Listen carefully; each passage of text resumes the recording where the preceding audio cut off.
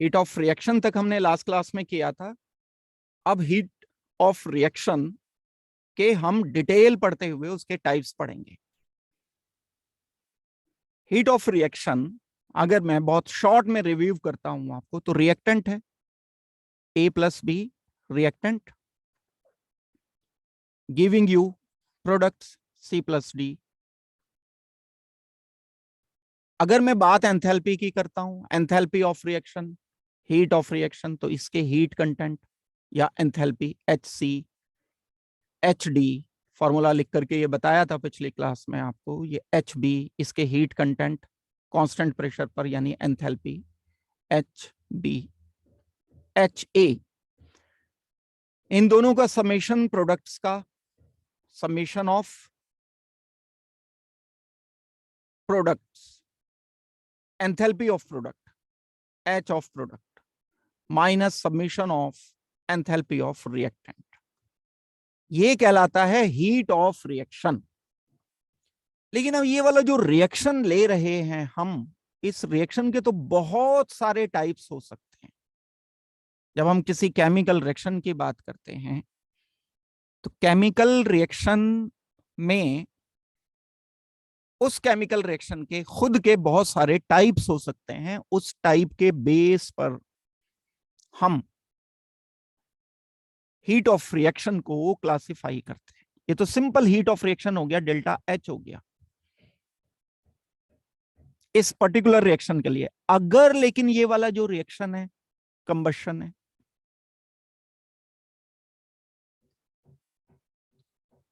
इस कंबशन वाले रिएक्शन में जो डेल्टा H आएगा, तब मैं उसे डेल्टा H कंबशन बोलने लगूंगा।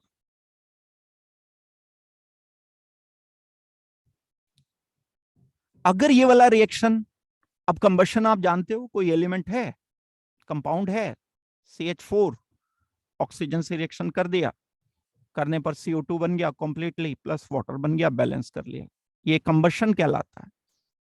कंबशन के अलावा अब कुछ और नहीं हो सकता इसमें, तो मैं हीट ऑफ कंबशन बोलूंगा। इस वाले हीट ऑफ रिएक्शन को हीट ऑफ कंबशन बोलना शुरू कर दूंगा। दूसरा कोई रिएक्शन है जिसमें हम कोई राइट हैंड पर कोई प्रोडक्ट बना रहे हैं, बस फास्फोरस लिया, क्लोरीन लिया, PCl3 बन गया। यहां पर मैंने इसको बैलेंस कर लिया, तो इस PCl3 की फॉर्मेशन हुई, कोई बाय प्रोडक्ट नहीं बना, नो बाय प्रोडक्ट। तो मैं इस रिएक्शन को बोल सकता हूं, इसमें PCl3 की फॉर्मेशन हो रही है, और इसमें जो डेल्टा H आएगा, डेल्टा H फॉर्मेशन कहा जा सकता है, फॉर्मेशन ऑफ PCl3। ऐसे बहुत सारे रिएक्शंस होते हैं, एसिड बेस रिएक्शन। मान लो आपने HCl लिया, NaOH लिया, एसिड प्लस बेस आपस में रिएक्शन करके वाटर प्लस सॉल्ट बना देते हैं। इस रिएक्शन को हम बोलते हैं न्यूट्रलाइजेशन। इस पर्टिकुलर रिएक्शन में जो डेल्टा H आएगा उसे हीट ऑफ न्यूट्रलाइजेशन कहेंगे। ये पढ़ना है अब हमें, लेकिन ये इतने शॉर्ट में नहीं पढ़ना है, इनकी थोड़ी डिटेल पे जाना है, फिर एप्लीकेशन पे आना है। उन्हें यूज कैसे करते हैं हम, थर्मोडायनेमिक्स में कैसे इस्तेमाल करते हैं, आपस में एक की जगह दूसरा कैसे यूज करते हैं, दोनों को मिक्स कैसे करते हैं, उनका अलजेब्रिक सम कैसे करते हैं, ये सारा कुछ हमें अभी सीखना है। तो मैंने तो जस्ट आपको एक आइडिया दिया है कि हीट ऑफ रिएक्शन के टाइप्स हम क्या क्या कर सकते हैं। तो मैं प्रोसीड कर रहा हूं क्लास आज की। हीट ऑफ रिएक्शन के टाइप्स में पहला है हीट ऑफ फॉर्मेशन। नाम से पता चल रहा है ये कौन सी हीट है, क्वांटिटी ऑफ हीट इवॉल्व्ड और एब्जॉर्ब्ड। इसमें तो कोई कॉन्फ्लिक्ट ही नहीं है, सीधे सीधे साइन से पता चल जाएगा। तो आप क्वांटिटी ऑफ हीट भी बोल दो, कोई फर्क नहीं पड़ता, हम साइन देख लेंगे। एब्जॉर्ब इवॉल्व तब बोल देंगे। Quantity of heat when 1 mole of any substance is formed from its constituent elements methane बनाना है मुझे 1 मोल। अभी मैंने PCl5 का एग्जाम्पल दिया था आपको, अब मैंने मीथेन का एग्जाम्पल दे दिया। 1 मोल मीथेन सिर्फ बनाना नहीं है, उसके कॉन्स्टिट्यूएंट एलिमेंट से बनाना है, यानी जिनसे ये बना है। कार्बन से बना है, हाइड्रोजन से। तो मैं मीथेन का कोई और प्रोसेस नहीं लूंगा, सिर्फ इसके कॉन्स्टिट्यूएंट एलिमेंट से बनाने का मेथड जो होगा, उसमें जो डेल्टा एच आएगा, that is called as heat of formation of methane, delta H formation. Definition, बहुत अच्छी तरह से डेफिनेशंस अगर आपको क्लियर नहीं है तो सारी कंफ्यूजन्स आते हैं न्यूमेरिकल में। बच्चे क्या करते हैं, बस जल्दी से सीधे न्यूमेरिकल करने की कोशिश कर लो, डेफिनेशन ये पता नहीं होती है तो नहीं कर पाते। फिर उसको कैसे डिफाइन करते हैं, किसी सब्सटेंस का 1 मोल उसके कॉन्स्टिट्यूएंट एलिमेंट से बनाने में जो एनर्जी एब्जॉर्ब या इवॉल्व होती है, कॉन्स्टिट्यूएंट एलिमेंट्स बनाना कितना है, 1 मोल से ज्यादा नहीं बनाना, बिल्कुल फिक्स 1 मोल। 1 मोल बनाने में जो डेल्टा एच आएगा, किससे बनाना है, उसके कौन, मान लो मुझे मीथेन बनाना है तो किससे बनाऊंगा, कार्बन हाइड्रोजन से। PCl5 बनाना है तो किससे बनाऊंगा भाई, मैं बनाऊंगा फॉस्फोरस एंड क्लोरीन से। मान लो मुझे CO2 का 1 मोल बनाना है तो किससे बनाऊंगा, कार्बन से, ऑक्सीजन से। मान लो मुझे अमोनिया बनाना है NH3 तो किससे बनाऊंगा, नाइट्रोजन से, हाइड्रोजन से। ये कॉन्स्टिट्यूएंट है इसके। कुछ और भी जो बनाना है, बस उसके कॉन्स्टिट्यूएंट पार्टिकल लेने, एलिमेंट्स लेने, पार्टिकल में गलत बोल गया, एलिमेंट्स लेने। अच्छा, ये एक और बात है, इस पे ध्यान देना है, क्योंकि डेल्टा एच डिपेंड करता है टेम्परेचर पर। आपने CO2 बनाया 100 डिग्री सेल्सियस पर, आपकी वैल्यू एक्स आ गई।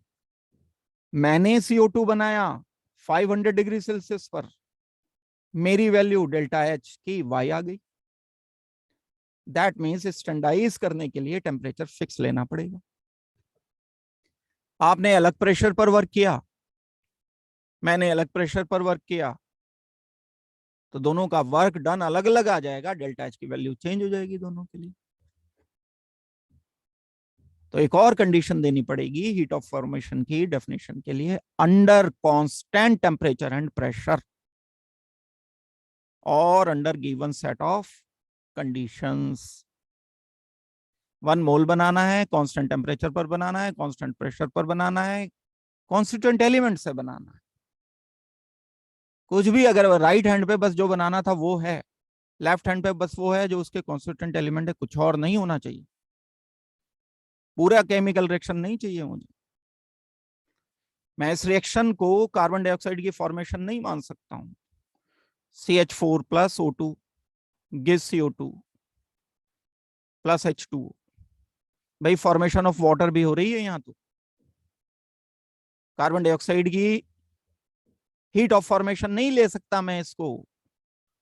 यहां लूंगा कार्बन डाइऑक्साइड की फॉर्मेशन जिसमें सिर्फ और सिर्फ कार्बन डाइऑक्साइड बनेगा। इस बात को ध्यान देना, अदरवाइज कोई सा भी रिएक्शन कहीं पे भी नहीं चलाना है। हीट ऑफ फॉर्मेशन अपने कॉन्स्टिट्यूएंट एलिमेंट से। यहाँ तो ये फालतू बन गया ना, ये H तो था ही नहीं इसका कॉन्स्टिट्यूएंट एलिमेंट। कार्बन डाइऑक्साइड का कॉन्स्टिट्यूएंट एलिमेंट हाइड्रोजन तो नहीं है, क्यों ले लिया हमने लेफ्ट हैंड पे, गलत रिएक्शन है। इस रिएक्शन को मैं हीट ऑफ फॉर्मेशन में शामिल नहीं कर सकता CO2 की। तो ध्यान से करना है, समझ करके करना है। ये हो गई एक बात हमारी। डेल्टा एच एफ से हम इसे रिप्रेजेंट करते हैं। डेल्टा एच एफ को अगर मैं स्टैंडर्डाइज कर देता हूं, प्रेशर में 1 एटमॉस्फेरिक कर देता हूं, and temperature room temperature 25 degree Celsius कर देता हूं, तो ये डेल्टा एच एफ स्टैंडर्ड, इसको कहते हैं standard heat of formation. Not लगा देते हैं, डेल्टा एच फॉर्मेशन थोड़ा छोटा सा जीरो लगा देते हैं, degree type he. Standard heat of formation, it is just heat of formation. ये कंडीशनल है, ये स्टैंडर्ड है जो हम टेबल में यूज करते हैं। हीट ऑफ फॉर्मेशन की definition and standard heat of formation की डेफिनेशन। ये तो कांस्टेंट टेम्परेचर बोला ना, तो कांस्टेंट तो कुछ भी हो सकता है। मैंने 0 डिग्री सेल्सियस लिया, आपने 25 लिया, किसी और ने 100 ले लिया, रखा constant. Heat of formation at 100 degree Celsius, heat of formation at 25 degree Celsius. 25 वाली स्टैंडर्ड है, इसे सारी दुनिया मानेगी। ये हमारे पास डेटा की तरह से इस्तेमाल होगा, ये नहीं होगा डेटा की तरह से इस्तेमाल। तो under 1 atmospheric pressure and 25 degree Celsius जो डेल्टा एच आता है, किसी के 1 मोल को बनाने के लिए उसे standard heat of formation of that particular compound कहते हैं। ध्यान देना, 1 मोल, 1 मोल से ज्यादा नहीं बनाना। तो हम जरूरी नहीं है कि बैलेंस केमिकल इक्वेशन ही लें। देखो, अगर मैं आपको कहता हूं कि मुझे अमोनिया बनाना, तो अमोनिया की जो हीट ऑफ रिएक्शन आएगी वो तो ये आएगी, नाइट्रोजन प्लस H2। बैलेंस करनी पड़ेगी मुझे इक्वेशन। जब मैं बैलेंस करूंगा इस इक्वेशन को, तो यहां पर मैं 2 लिखूंगा, इधर मैं 3 लिखूंगा, ये हो गई मेरी इक्वेशन बैलेंस। अब ये जो डेल्टा H है, ये डेल्टा H तो हीट ऑफ रिएक्शन है। Balanced chemical equation. अब मुझे चाहिए heat of formation, delta HF standard. ये 2 मोल अमोनिया बनने के लिए है delta H, balance chemical equation के लिए है। जबकि मुझे 1 मोल के लिए निकालना है, तो मैं क्या करूंगा, इसको डिवाइडेड बाई 2 करूंगा, डिवाइडेड बाई 2 कर दूंगा, डिवाइडेड बाई 2 कर दूंगा, तो नई एक इक्वेशन आएगी।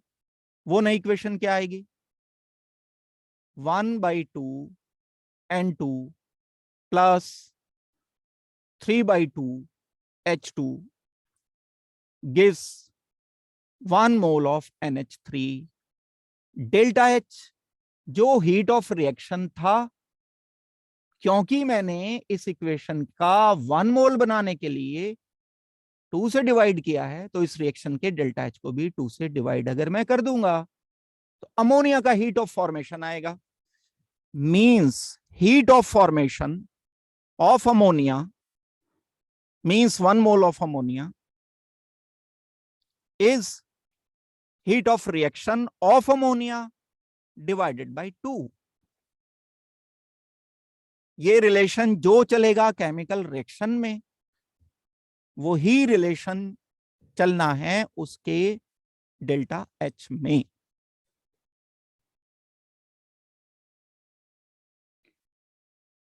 और देखो इक्वेशन, देखो अब ये 1-2 एग्जांपल्स दे करके मैं इसे प्रोसीड करूंगा। रिप्रेजेंट कर दिया, ये तो हमने बता दिया था आपको, ये बता दिया था।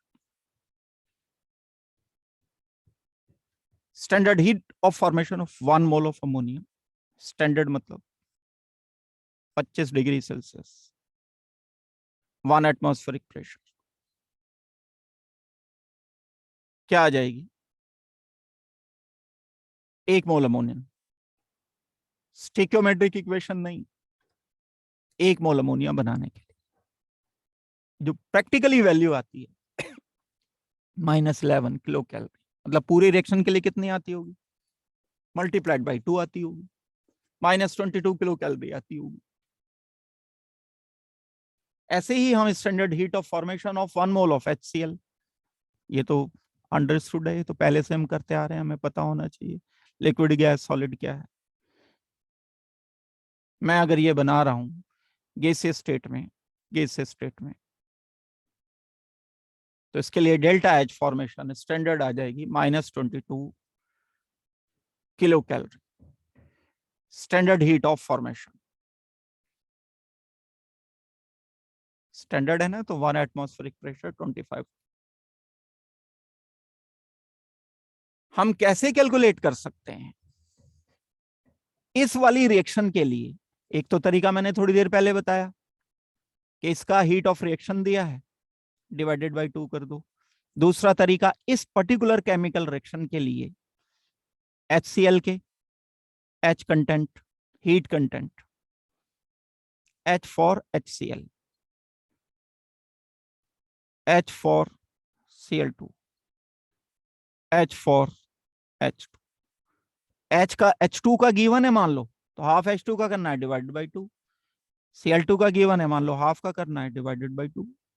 जो गिवन है 1 मोल बनाना है तो 1 मोल का कर देंगे। तो जो वैल्यू गिवन होगी, अगर Cl2 के लिए गिवन है H की वैल्यू, ये गिवन है H for Cl2 is equal to X given है, तो हमें तो हाफ चाहिए, यहां डिवाइडेड बाई 2 करना पड़ेगा। बात वही है, मैं डायरेक्ट डेल्टा H को 2 से डिवाइड कर रहा हूं। तो हम क्या कर सकते हैं, एक सिंपल फॉर्मूला लिख सकते हैं, product minus reactant enthalpy content, product के standard enthalpy content minus reactant के एंथैल्पी कंटेंट का difference delta H standard of formation आ जाएगा। फॉर्मेशन की बात हो रही है ये। अगर मुझे 1 मोल के लिए करना, यही हमने किया था किसी केमिकल रिएक्शन के लिए। कोई भी केमिकल रिएक्शन अगर होगा तो फिर यहां ये कंडीशन नहीं रहेगी कि मुझे राइट हैंड पर सिर्फ एक ही मॉलिक्यूल होना चाहिए और 1 मोल ही होना चाहिए, फिर रिएक्शन के लिए ये कंडीशन नहीं रहेगी। एक बात हो गई, आई होप कि ये वाली बात आपको समझ लग गई होगी। तो दूसरा दो पार्ट शुरू करने से पहले ये एक हिस्सा मैंने इसका बता दिया। हीट ऑफ रिएक्शन का पहला पार्ट था हीट ऑफ फॉर्मेशन, दूसरा बताऊंगा मैं इसके बाद। कोई डाउट है तो बताओ पहले। हमने हीट ऑफ रिएक्शन का एक पार्ट किया, दूसरे पार्ट पर आ गए। हीट ऑफ रिएक्शन, अगर कोई केमिकल रिएक्शन ऐसा है जिसमें कंबशन हो रहा है, कंबशन का मीनिंग क्या है? ऑक्सीजन से प्लस ऑक्सीजन करना है और कंप्लीटली रिएक्शन करना है, अधूरा नहीं। यानी जितने ऑक्सीजन यूज हो सकते हैं उतने ऑक्सीजन हमें सप्लाई करने हैं। एग्जाम्पल के लिए हमारे पास CH4 है, O2 gas CO2 plus H2। अधूरी है इक्वेशन, अभी बैलेंस नहीं है। हाइड्रोजन इधर कम हो रहा है, इधर ज्यादा है। मैं क्या करूंगा, यहां पर 2 ऑक्सीजन लेने पड़ेंगे, एक से काम नहीं चलेगा, 2 लेने पड़ेंगे। अब बैलेंस होगी कंप्लीटली। अब रिएक्शन किया, 1 मोल से कंप्लीट नहीं होगा रिएक्शन, 2 मोल O2 से कंप्लीट होगा। जब कंप्लीटली बर्निंग हो जाएगी, combustion means complete burning in oxygen, O2 होना जरूरी है। जितनी ऑक्सीजन चाहिए उतनी देनी पड़ेगी अपनी तरफ से। हमने C2H6 लिया, O2 लिया,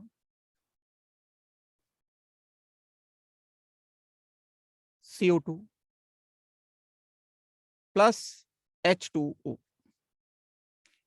ठीक है, मैं इसको बोलूंगा कि मैंने कंबशन किसका किया,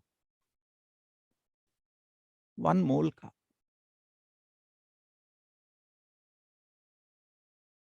combustion of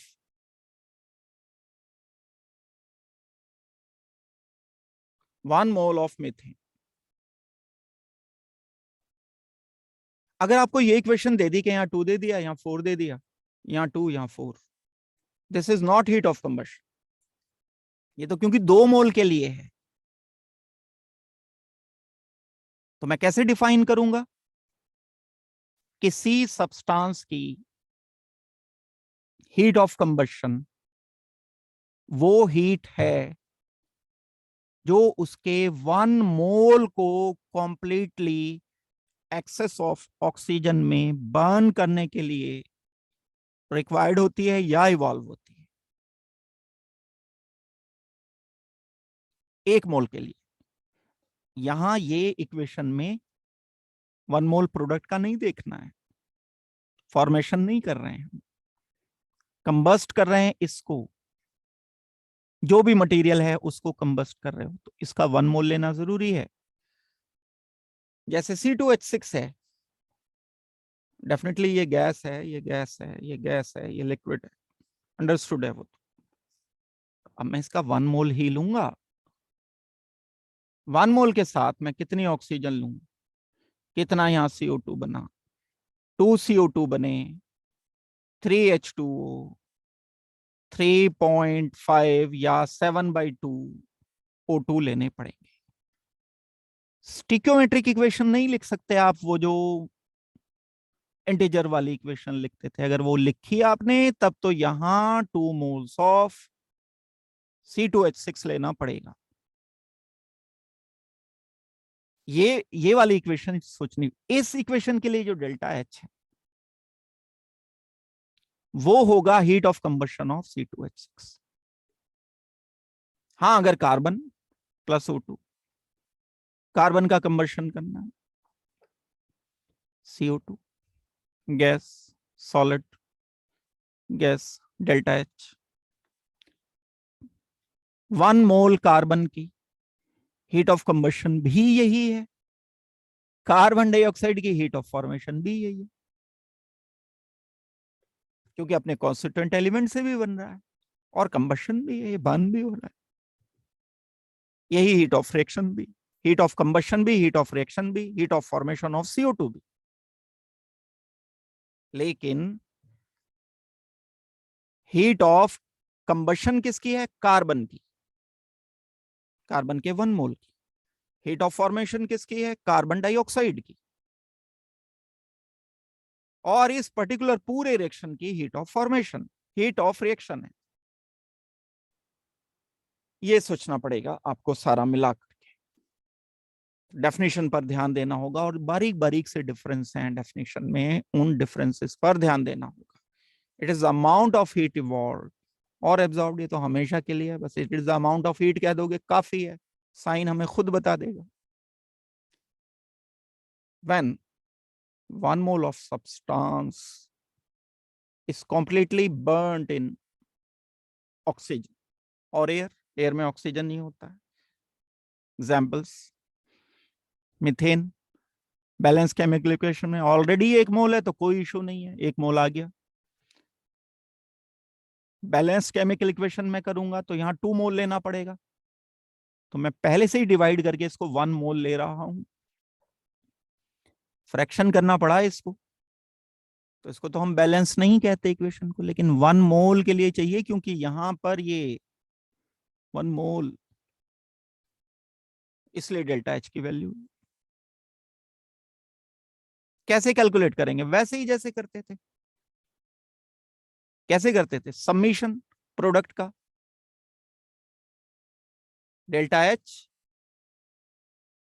summation plus delta H CO2 के लिए,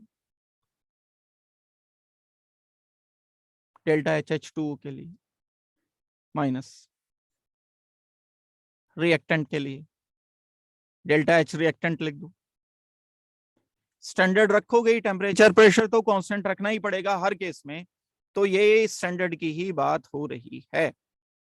इट में again be calculated by same formula.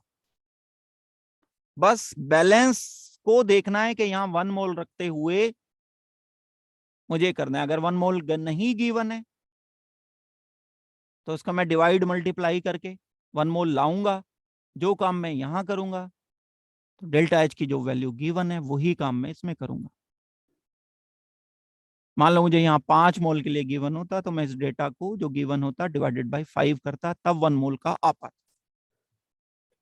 ये हीट ऑफ कंबशन कहलाती है। हीट ऑफ कंबशन अपने आप में बड़ा एक इंपॉर्टेंट रोल प्ले करता है फ्यूल इंडस्ट्री में। हीट ये मोस्ट ऑफ द केसेस में जितने फ्यूल्स होते हैं हमारे पास, जैसे ethane, methane, propane, LPG, isobutane, butane होता है, जैसे गैसोलीन होता है, पेट्रोलियम होता है, इन सब में हाइड्रोकार्बन होते हैं, तो डेल्टा एच सब में नेगेटिव होता है। हीट इवॉल्व होती है। किसी के 1 मोल से जितनी ज्यादा हीट इवॉल्व हो रही है वो उतना ही अच्छा फ्यूल काउंट होगा। किसी के 1 ग्राम से ज्यादा एनर्जी निकल रही है, किसी के 1 ग्राम से कम निकल रही है एनर्जी, तो पर मोल में डिसाइड कर सकता हूं। तो एप्लीकेशन अगर हम इसकी देखते हैं हीट ऑफ कंबशन की, तो एक टर्म होता है calorific value of food and fuels. Food भी जो हम फूड लेते हैं, कंबशन ही तो होता है फूड का। फूड हमने कार्बोहाइड्रेट लिया, ग्लूकोज है, सुक्रोज है, प्रोटीन है, वो O2 में कन्वर्ट हो जाता है, O2 से रिएक्शन करके CO2 में कन्वर्ट होता है, कंबशन हो जाता है उसका। फूड की कैलोरीफिक वैल्यू मतलब वो कितनी एनर्जी लिबरेट कर रहा है, एंड फ्यूल जो हम इंडस्ट्रीज में यूज करते हैं वो कितनी एनर्जी लिबरेट कर रहा है, इसको हम कैलोरीफिक वैल्यू के टर्म्स में मेजरमेंट करते हैं। तो अगर हम किसी सब्सटेंस का 1 ग्राम कंप्लीटली ऑक्सीडाइज करते हैं, अगर मैं 1 मोल ले लूंगा तो ये तो हीट ऑफ कंबशन है। लेकिन अगर मैं 1 मोल की जगह 1 ग्राम ले लेता हूं, 1 ग्राम मीथेन के लिए डेल्टा एच की वैल्यू मैंने कैलकुलेट कर ली, तो वो 1 ग्राम के लिए वैल्यू जो बोली जाएगी that is called as calorific value of methane. कैसे डिफाइन कर सकते हैं कैलोरीफिक वैल्यू को? The amount of heat produced, produce ही होती है, फ्यूल है तो प्रोड्यूस ही होगी, फ्यूल उसे थोड़ी कहेंगे जो हीट लेगा। अमाउंट ऑफ हीट प्रोड्यूस्ड, किस में होगा ये हीट जो प्रोड्यूस होगा, कैलोरी में या जूल में, किलो कैलोरी में, किलो जूल में? when 1 gram of substance is completely burned in oxygen। और ये मटेरियल क्या हो सकते हैं जिसको हमने बर्न किया 1 ग्राम का? ये या तो फूड होगा, कार्बोहाइड्रेट, प्रोटीन, फैट, या फिर गैसोलीन, पेट्रोल, डीजल, केरोसिन, ये सब जब ये ऑक्सीडाइज कर दिए जाते हैं। जब मीथेन बर्न होता है, मीथेन को जब हम बर्न करते हैं तो कितनी एनर्जी रिलीज होती है? -890.3। अभी हमने मीथेन के लिए किया था, थोड़ी देर पहले मैंने आपको CH4 के कंबशन के लिए बताया था, किलो कैलोरी में बताया था ये, आई थिंक थोड़ी देर पहले जो बताया था, ये वाला पार्ट ये किलो कैलोरी में है। तो इसी को अगर मैं किलो जूल में कन्वर्ट करता हूं, तो किलो जूल में कन्वर्ट करने के बाद ये आ जाता है 890। लेकिन ये कैलोरीफिक वैल्यू तो नहीं है,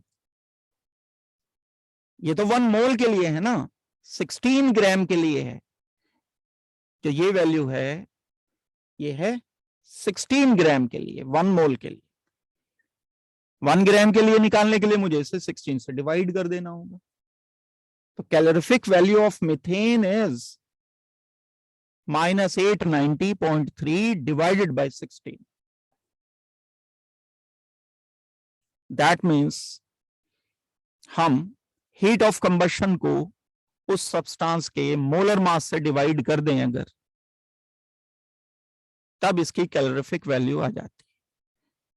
ये क्या है? Heat of combustion.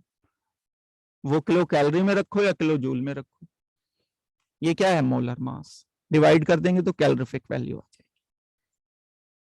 फूड की कई बार छोटी मोटी प्रॉब्लम दे देते हैं, कैलोरीफिक वैल्यू हमें पता करनी होती है। और भी एप्लीकेशंस हैं, एक एप्लीकेशन तो इसकी ये है। एक एप्लीकेशन ऐसे भी हो सकती है कि बहुत सारे कंपाउंड ऐसे होते हैं जो नेचर में केमिकल रिएक्शन दे ही नहीं रहे हैं। मीन्स कोई ए है, AB2 है कोई कंपाउंड, ये एग्जिस्ट ही नहीं करेगा, और हम थ्योरेटिकली जानना चाहते हैं कि इसकी हीट ऑफ फॉर्मेशन कितनी है। तो मैं इसके कॉन्स्टिट्यूएंट एलिमेंट लूं, इसको बना दूं AB2।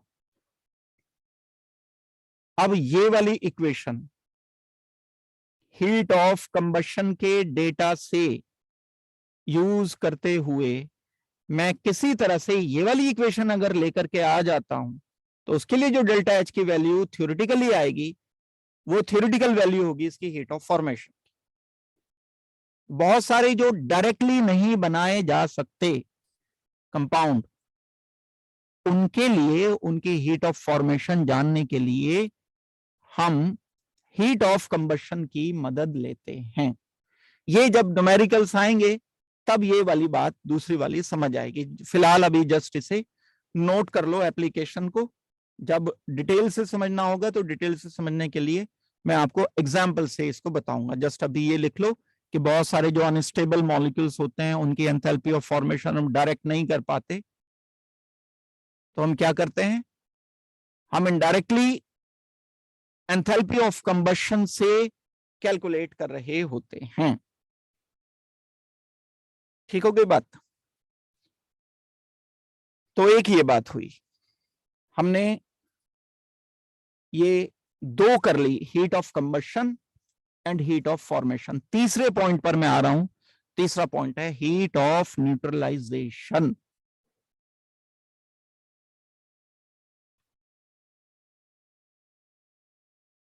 यहां तक किसी को कोई प्रॉब्लम है तो बताओ पहले।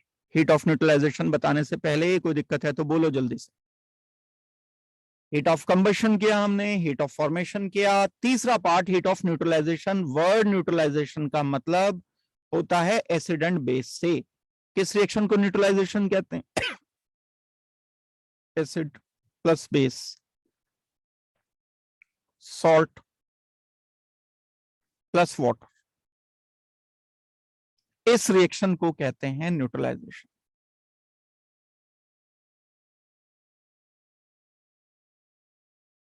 इस रिएक्शन के लिए डेल्टा एच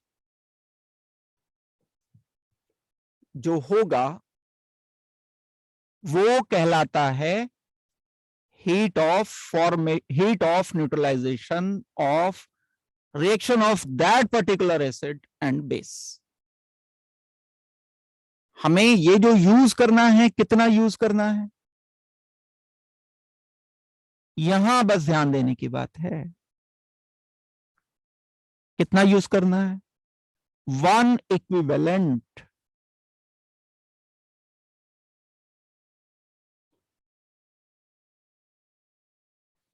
बेस कितना यूज करना है? 1 इक्विवेलेंट।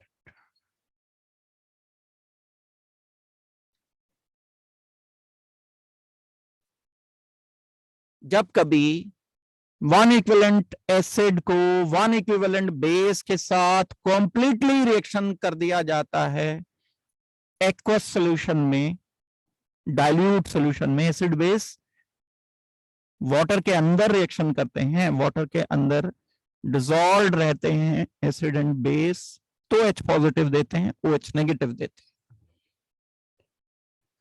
ऐसे रिएक्शन को हम बोलते हैं कि ये न्यूट्रलाइजेशन रिएक्शन है। और जब one equivalent acid one equivalent base आपस में कॉम्बिनेशन करके सॉल्ट एंड वाटर बना देते हैं, तब जो डेल्टा एच काउंट होगा, जो डेल्टा एच यूज होगा या इवॉल्व होगा, वो डिपेंड करता है कौन सा एसिड है कौन सा बेस है। अब ये कंबशन तो है नहीं कि ये हीट इवॉल्व ही होगी, या फ्यूल तो है नहीं कैलोरीफिक वैल्यू। ये बोली जाएगी कि हीट ऑफ न्यूट्रलाइजेशन। डेफिनेशन की मैं बात कर रहा हूं, देखो तो पहले मैं लिखा रहा हूं डेफिनेशन, बड़ी इंपॉर्टेंट डेफिनेशन है, अभी तक जितने हमने किए हैं उसमें ये हीट ऑफ न्यूट्रलाइजेशन ज्यादा इंपॉर्टेंट है। कैसे डिफाइन होगा? Amount of heat evolve, definitely change in enthalpy when one equivalent आपको जानना चाहिए, जानते हो मोल कंसेप्ट वाले चैप्टर में इक्विवेलेंट आपको बता रखा है, वन इक्विवेलेंट का मतलब क्या है। Of N acid is neutralised, मतलब कंप्लीटली रिएक्शन करके सॉल्ट बना ले, by one equivalent of base in aqueous solution, यानी डाइल्यूट सॉल्यूशन। कंसिडरेबली डाइल्यूट होना चाहिए, नहीं थोड़ा बहुत पानी डाल दिया तो, ताकि वो पूरी तरह से आयोनाइज हो जाए, पूरी तरह से रिएक्शन कर ले। जब कभी स्ट्रॉन्ग एसिड स्ट्रॉन्ग बेस लिए जाते हैं, तब इनके लिए डेल्टा एच की वैल्यू नेगेटिव ही आती है। स्ट्रॉन्ग एसिड स्ट्रॉन्ग बेस, भाई एसिड तो कैसा भी हो सकता है ना, लेकिन अगर कंडीशन दे दी न्यूट्रलाइजेशन की कि मैंने स्ट्रॉन्ग एसिड लिया, स्ट्रॉन्ग बेस लिया,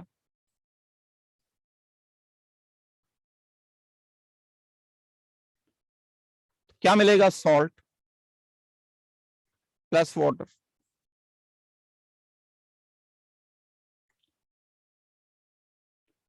तो इसमें एक बड़ी काम की और बड़ी इंटरेस्टिंग बात है, इसके लिए डेल्टा एच नेगेटिव है, ये तो चलो कोई बहुत स्ट्रेंज बात नहीं है, मतलब रिएक्शन एक्सोथर्मिक होगा। काम की बात यह है कि आप स्ट्रॉन्ग एसिड कोई सा भी लो, चाहे HCl, चाहे H2SO4, चाहे HNO3, चाहे H3PO4, स्ट्रॉन्ग बेस आप कोई सा भी लो, NaOH, KOH, barium hydroxide, caesium hydroxide, तो ये डेल्टा एच की वैल्यू एक ही आती है, फिक्स वैल्यू आती है। ये बड़ी एक यूनिक सी बात है इसमें। ये तो ऐसे हो गया ना कि कार्बन का कंबशन कर रहे हो तो वैल्यू सेम, नाइट्रोजन का कंबशन कर रहे हो तो वैल्यू सेम, और आप कंबशन फास्फोरस का कर रहे हो तो वैल्यू वही, तो बड़ी अलग सी बात हो गई। आप कोई सा भी एसिड लो, कोई सा भी बेस लो। तो यहां इस रिएक्शन को थोड़ा रुक करके हमें सोचना पड़ेगा। तो पहले तो फैक्ट क्या है स्ट्रॉन्ग एसिड स्ट्रॉन्ग बेस के बारे में, क्या फैक्ट है कि ये वैल्यू हमेशा एक कांस्टेंट वैल्यू आती है और एक्सोथर्मिक होती है -13.7, ये वैल्यू किलो कैलोरी पर मोल।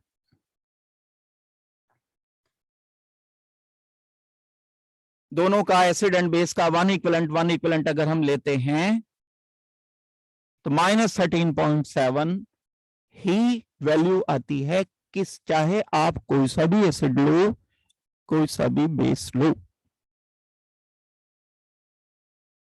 बढ़ेंगे इसको, इन्वेस्टिगेट करेंगे इसको, क्या कारण है इसका, ऐसा क्यों होता है, पहले ये देख लें। मैंने बताया पहले उसे लिख लो। Neutralisation reaction are always exothermic reactions and the value of delta H is always negative.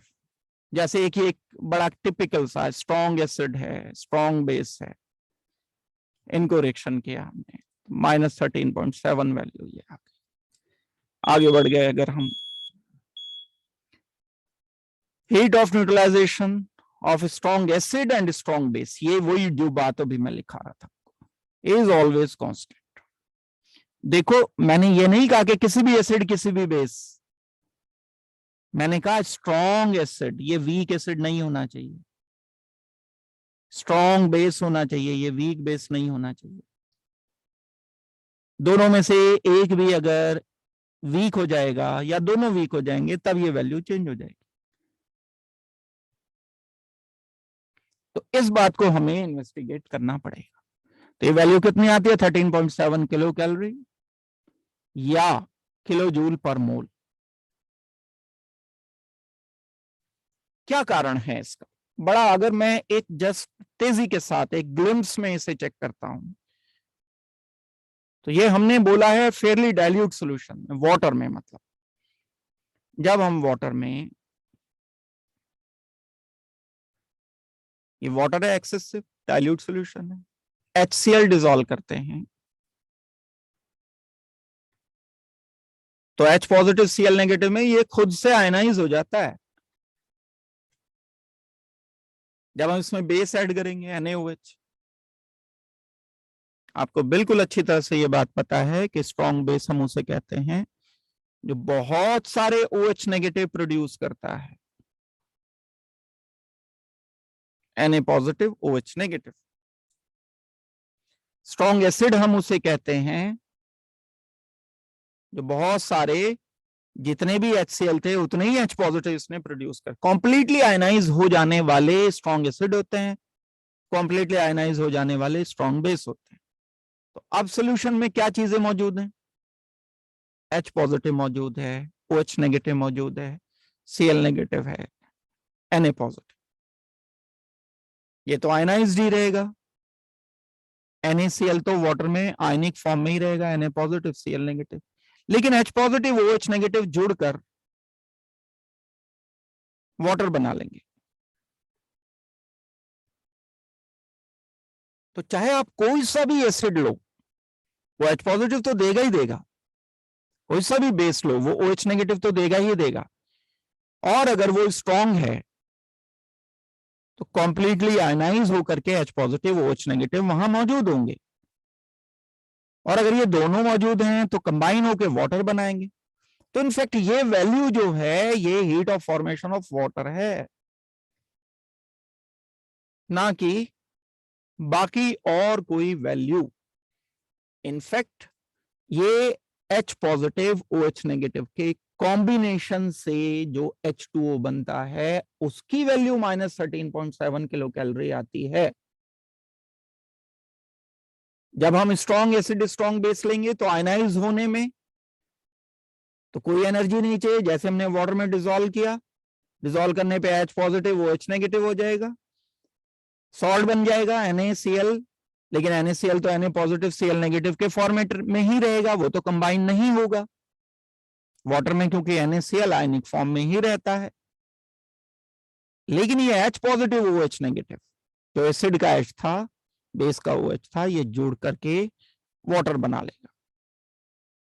One equivalent acid किसे कहते हैं? जो एक H पॉजिटिव देता है। वन इक्विवेलेंट बेस किसे कहते हैं? जो एक OH नेगेटिव देता है।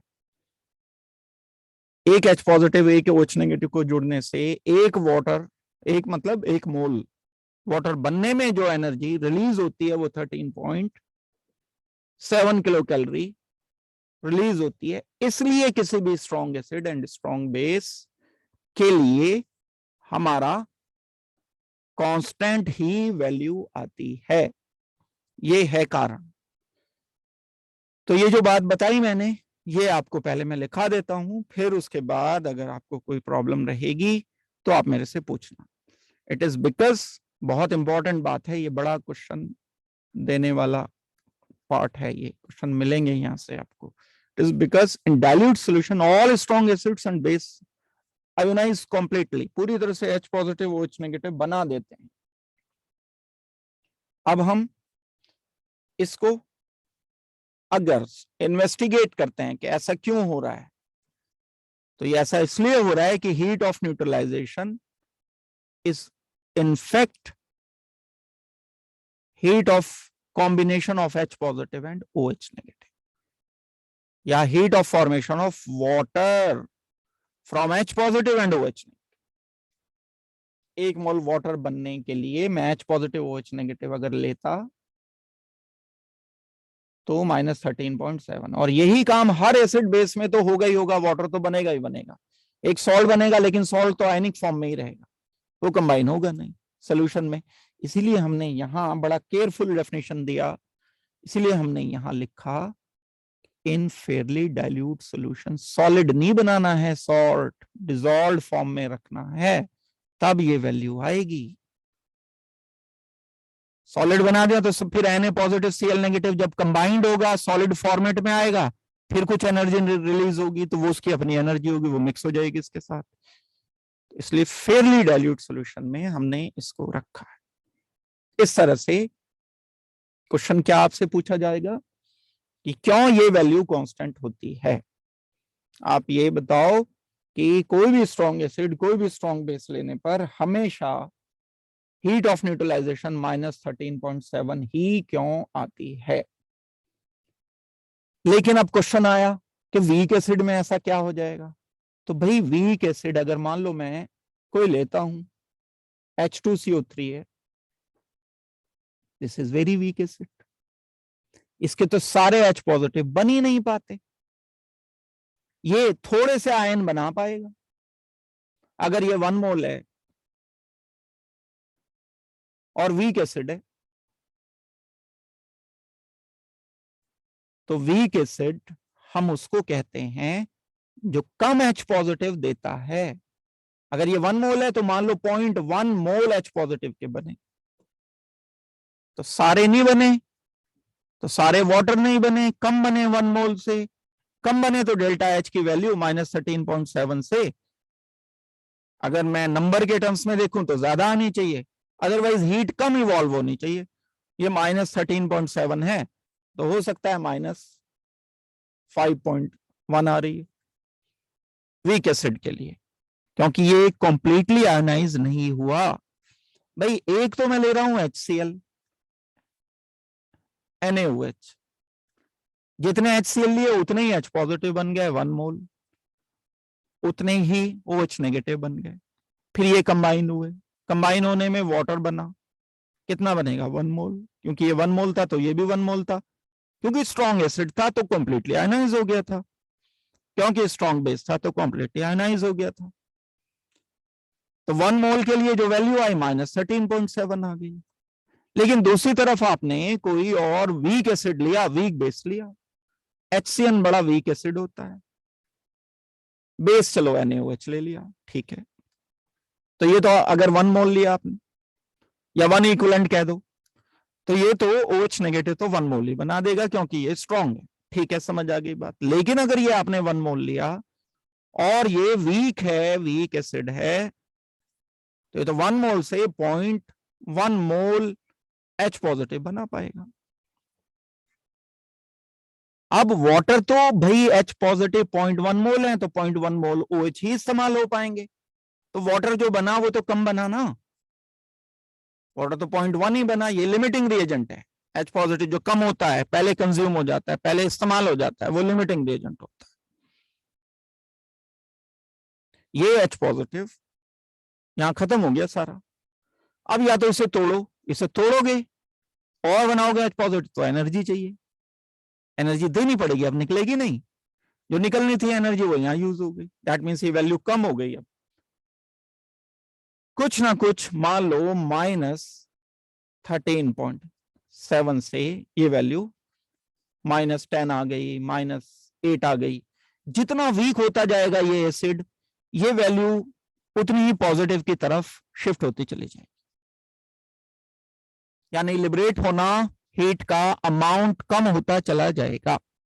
ये है कारण, और ये बड़ा एक इंपॉर्टेंट रीजन है, इसे केयरफुली समझ करके आपको करना है।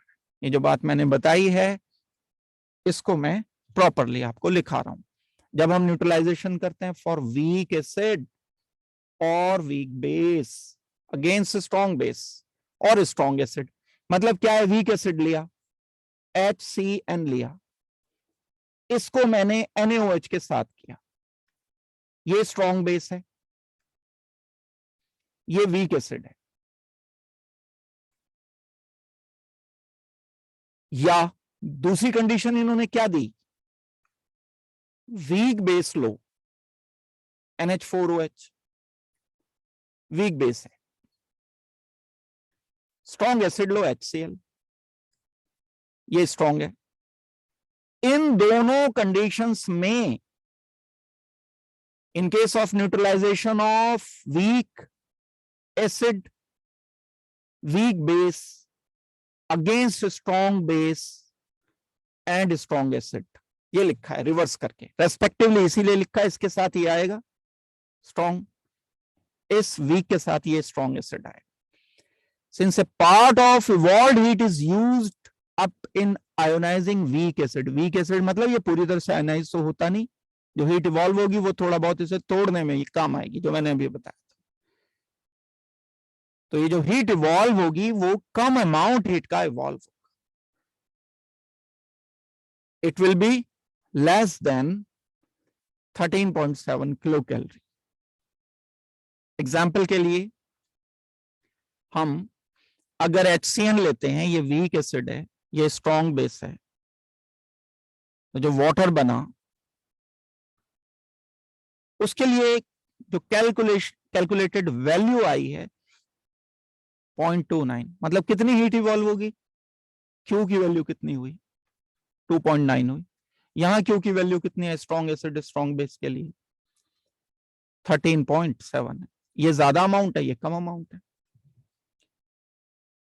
अगर न्यूमेरिकल वैल्यू की बात करते हो तो ये ज्यादा है, ये कम है। अमाउंट, मैग्नीट्यूड, जो हीट इवॉल्व हुई है,